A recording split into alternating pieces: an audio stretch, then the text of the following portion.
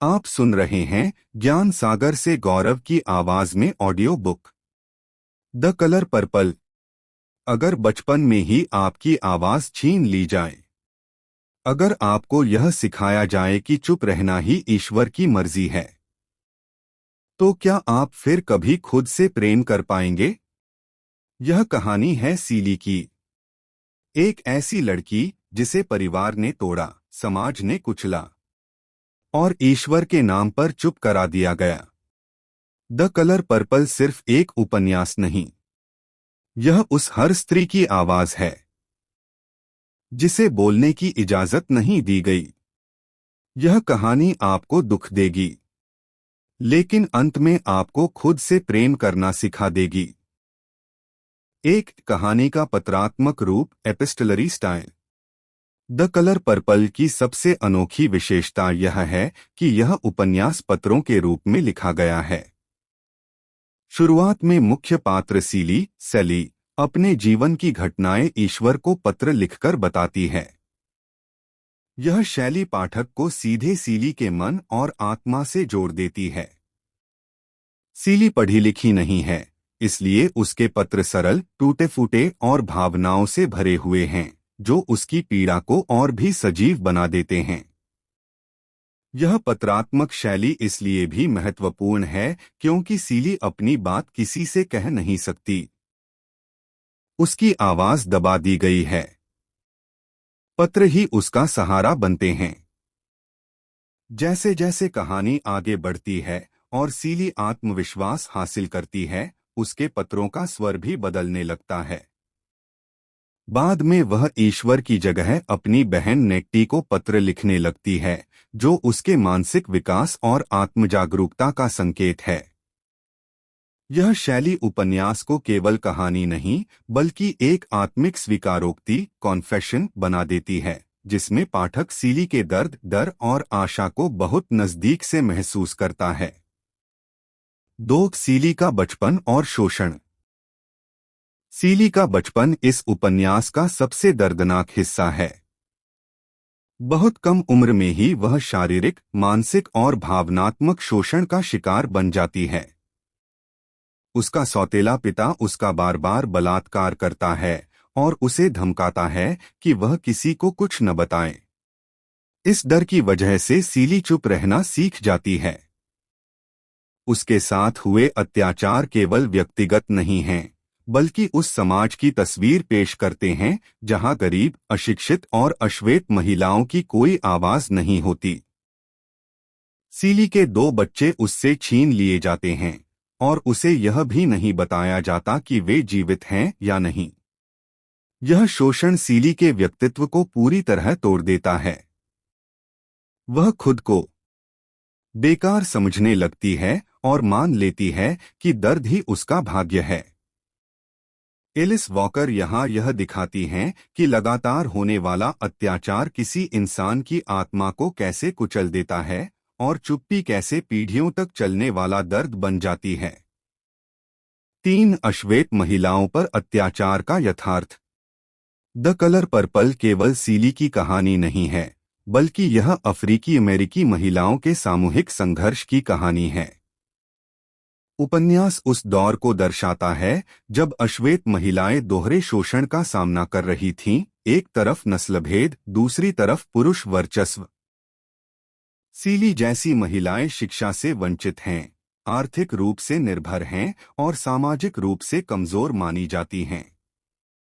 उनके लिए हिंसा, अपमान और चुप्पी सामान्य बना दी गई है।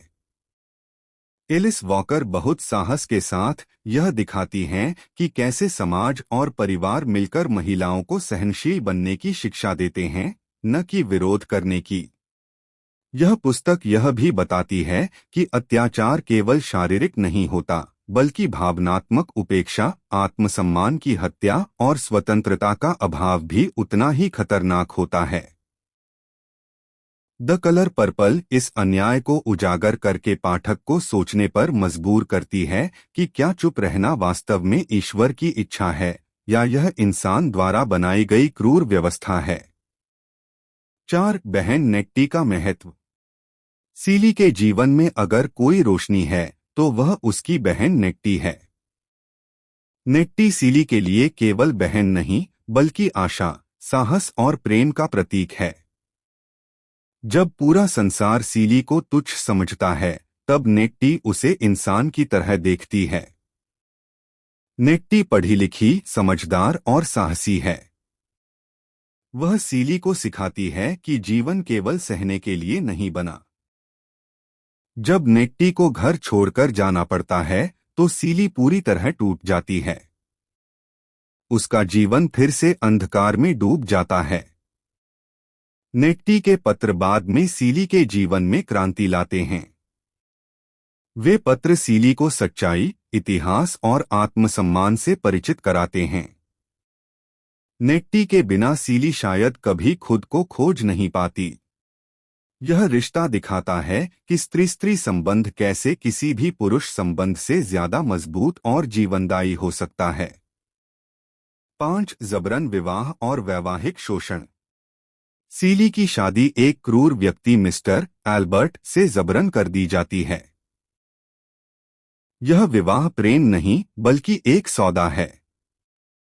मिस्टर को पत्नी नहीं, एक काम करने वाली नौकरानी चाहिए होती है। शादी के बाद भी सीली का शोषण खत्म नहीं होता, बल्कि उसका रूप बदल जाता है। अब मारपीट, अपमान और उपेक्षा उसका रोजमर्रा का जीवन बन जाते हैं। मिस्टर उसे इंसान नहीं, संपत्ति की तरह देखता है। यह विवाह उस समाज की सच्चाई दिखाता है जहां महिलाओं की इच्छा, खुशी या सहमति का कोई महत्व नहीं होता। सीली इस रिश्ते में अपनी पहचान खो देती है और खुद को केवल काम करने वाला शरीर समझने लगती है। एलिस वॉकर यहाँ यह स्पष्ट करती हैं कि विवाह भी अत्याचार का माध्यम बन सकता है, अगर उसमें समानता, सम्मान और प्रेम न हो। 6. मौन से आत्माभिव्यक्ति की यात्रा। सीली का पूरा जीवन चुप्पी में बीतता है। बचपन में हुए अत्याचारों ने उसे यह सिखा दिया कि बोलना खतरनाक है। वह अपने दुख, क्रोध और इच्छाओं को भीतर ही दबा लेती है। समाज और परिवार ने भी उसे यही संदेश दिया कि एक औरत का काम सहना है, सवाल करना नहीं। लेकिन धीरे धीरे सीली के भीतर बदलाव शुरू होता है। पत्र लिखना उसके लिए पहला माध्यम बनता है, जहां वह बिना डर के सच लिख पाती है। यह मौन से आत्माभिव्यक्ति की पहली सीढ़ी है। जैसे जैसे वह अपने भावों को शब्द देती है, उसका आत्मविश्वास बढ़ने लगता है। शग एवरी और अन्य महिलाओं के संपर्क में आकर सीली समझती है कि उसकी आवाज की भी कीमत है। वह पहली बार न कहना सीखती है। यह यात्रा केवल व्यक्तिगत नहीं बल्कि प्रतीकात्मक है।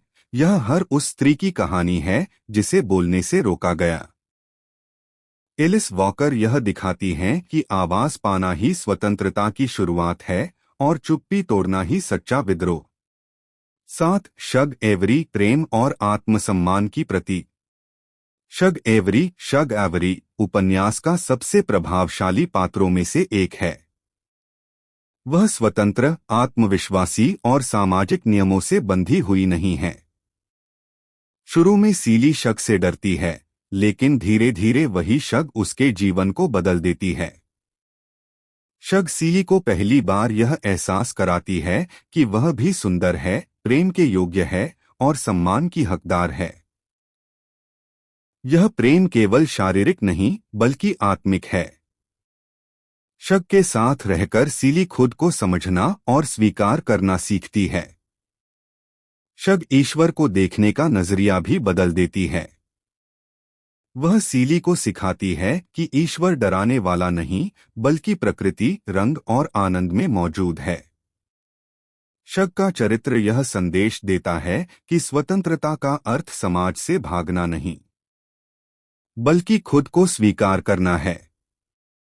एलिस वॉकर शग के माध्यम से यह दिखाती हैं कि प्रेम अगर सही हो तो वह टूटी हुई आत्मा को भी फिर से जोड़ सकता है। 8. नारी मित्रता और बहनापा। द कलर पर्पल में पुरुष संबंधों से ज्यादा मजबूत और सशक्त महिला संबंध दिखाए गए हैं। सीली, शग, सोफिया और नेट्टी ये सभी एक दूसरे के जीवन को बदलती हैं। सीली के लिए महिलाओं की मित्रता एक सुरक्षित जगह बनती है जहां उसे डर नहीं लगता। यहां वह हंस सकती है, रो सकती है और अपनी सच्चाई कह सकती है। सोफिया का साहस सीली को प्रेरित करता है, जबकि शक का प्रेम उसे आत्मविश्वास देता है। यह बहनापा उस पितृसत्तात्मक समाज के खिलाफ एक मौन क्रांति है जहां महिलाओं को एक दूसरे का दुश्मन बनाया जाता है। एलिस वॉकर दिखाती हैं कि जब महिलाएं एक दूसरे का हाथ पकड़ती हैं तो अत्याचार की जड़ें हिलने लगती हैं। यह बिंदु स्पष्ट करता है कि स्त्री मित्रता केवल भावनात्मक सहारा नहीं बल्कि सामाजिक बदलाव की ताकत है। 9 ईश्वर की नई परिभाषा। शुरुआत में सीली ईश्वर को एक सख्त दंड देने वाले पुरुष के रूप में देखती है। वह डर के कारण ईश्वर को पत्र लिखती है, जैसे वह ही एकमात्र श्रोता हो। लेकिन शग एवरी के प्रभाव से सीली का नजरिया बदलता है। वह समझने लगती है कि ईश्वर केवल चर्च या किताबों में नहीं, बल्कि प्रकृति, रंग, संगीत और प्रेम में मौजूद है। द कलर पर्पल का शीर्षक भी इसी सोच से जुड़ा है। बैंगनी रंग को नजरअंदाज करना ईश्वर की सुंदर रचना को ठुकराने जैसा है। यह परिवर्तन सीली को अपराध बोध से मुक्त करता है और जीवन को आनंद के साथ जीने की प्रेरणा देता है। एलिस वॉकर यहाँ एक आध्यात्मिक स्वतंत्रता की बात करती हैं, जहाँ ईश्वर डर नहीं बल्कि खुशी का स्रोत है। 10 पितृसत्ता की तीखी आलोचना। यह उपन्यास पितृसत्तात्मक व्यवस्था की खुलकर आलोचना करता है। पुरुष पात्रों द्वारा महिलाओं पर नियंत्रण, हिंसा और उपेक्षा को सामान्य माना जाता है। सीली और सोफिया के अनुभव दिखाते हैं कि कैसे समाज पुरुषों को अधिकार देता है और महिलाओं को चुप रहने को कहता है। विवाह, धर्म और परंपराएं भी इस अत्याचार को सही ठहराने का काम करती हैं। एलिस वॉकर यह स्पष्ट करती हैं कि यह व्यवस्था केवल महिलाओं को नहीं बल्कि पुरुषों को भी अमानवीय बना देती है। यह बिंदु पाठक को यह सोचने पर मजबूर करता है कि सच्ची सभ्यता वही है जहां शक्ति नहीं बल्कि समानता हो। 11 नेट्टी के पत्र और छुपाई गई सच्चाई। उपन्यास के एक महत्वपूर्ण मोड़ पर सीली को यह पता चलता है कि उसकी बहन नेट्टी उसे वर्षों से पत्र लिख रही थी, लेकिन वे पत्र मिस्टर एल्बर्ट ने छुपा लिए थे। यह सच्चाई सीली के लिए भावनात्मक झटका होती है, क्योंकि वह अब तक खुद को पूरी तरह अकेला समझ रही थी। नेट्टी के पत्र केवल पारिवारिक संवाद नहीं हैं, बल्कि वे सीली के जीवन का आईना बन जाते हैं। इन पत्रों से सीली को यह एहसास होता है कि उसकी बहन जीवित है, सुरक्षित है और दुनिया को समझ रही है। यह ज्ञान सीली के भीतर दबे हुए क्रोध और आत्मसम्मान को जगा देता है। इन पत्रों के माध्यम से सीली को अपने अतीत की सच्चाई, अपने बच्चों का सच और अपने परिवार के झूठ का भी पता चलता है। एलिस वॉकर यह दिखाती हैं कि सच को दबाना भी एक प्रकार की हिंसा है। नेट्टी के पत्र सीली को मानसिक रूप से मुक्त करते हैं और उसे अपने जीवन पर नियंत्रण वापस पाने की शक्ति देते हैं। 12 अफ्रीका और उपनिवेशवाद का दृष्टिकोण। नेट्टी के पत्रों के माध्यम से उपन्यास का दायरा अमेरिका से बाहर जाकर अफ्रीका तक फैल जाता है। नेट्टी एक मिशनरी के रूप में अफ्रीका जाती है, जहां वह ओलिंका जनजाति के बीच रहती है। यहां एलिस वॉकर उपनिवेशवाद की वास्तविकता दिखाती हैं, कैसे पश्चिमी मिशनरी खुद को सभ्य मानते हुए स्थानीय संस्कृति को कमतर समझते हैं। नेट्टी धीरे धीरे समझती है कि ईसाई धर्म और शिक्षा के नाम पर भी शोषण हो सकता है। अफ्रीका का वर्णन यह भी दिखाता है कि पितृसत्ता केवल अमेरिका तक सीमित नहीं बल्कि एक वैश्विक समस्या है। ओलिंका समाज में भी लड़कियों की शिक्षा को महत्व नहीं दिया जाता। इस भाग के माध्यम से उपन्यास यह संदेश देता है कि सभ्यता का अर्थ किसी संस्कृति को बदलना नहीं, बल्कि उसे समझना और सम्मान देना है। 13 आर्थिक आत्मनिर्भरता और स्वाभिमान। सीली के जीवन में सबसे बड़ा परिवर्तन तब आता है जब वह आर्थिक रूप से आत्मनिर्भर बनती है। शक के प्रोत्साहन से सीली सिलाई और पैंट बनाने का काम शुरू करती है। पहली बार सीली अपने हाथों से कुछ बनाकर पैसे कमाती है। यह केवल आमदनी नहीं, बल्कि आत्मसम्मान की कमाई होती है।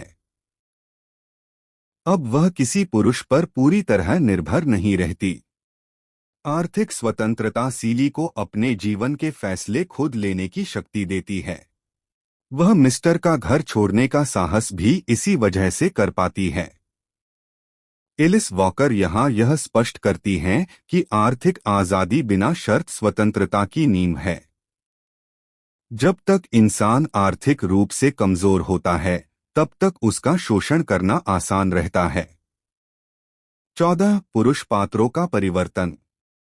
द कलर पर्पल केवल पुरुषों को खलनायक बनाकर नहीं छोड़ देता, बल्कि यह दिखाता है कि परिवर्तन संभव है।